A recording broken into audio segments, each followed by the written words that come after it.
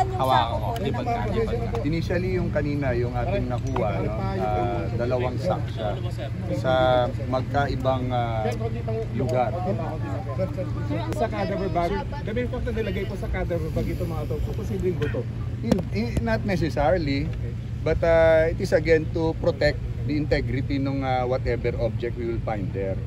Kasi siyempre matagal siyang nakababad, nakasok.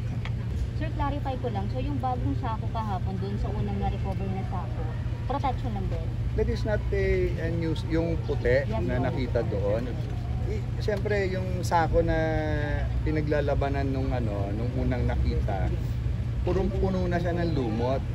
So then burned the objects pa yun nasa loob. So in order for the investigating team to appreciate, makita yung laman, ipinatong siya sa mas malinis na sack na nandun din sa area. Kasi hindi mo siya mapipicturan, marirecord, yun ang purpose nun. Sir, mensahe lang sa mga may agam-agam na baka daw kasi kinlaka lang ito dahil yung itsura. Ngayon, although you already explained, but just assurance to the public.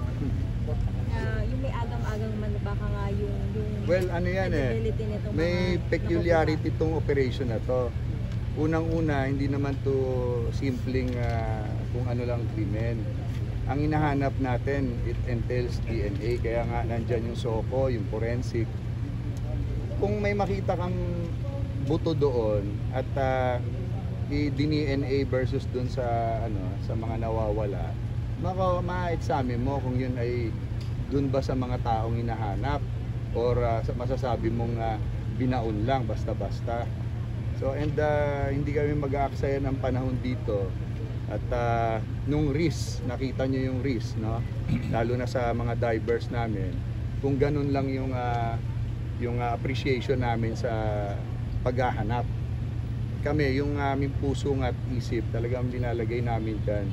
Every time we do the dive, nakalagay yung kalahati ng katawan ng mga divers namin sa peligro. So hindi ito biro-biro at kailangan bigyan ng spekulasyon yung effort ng ginagawa.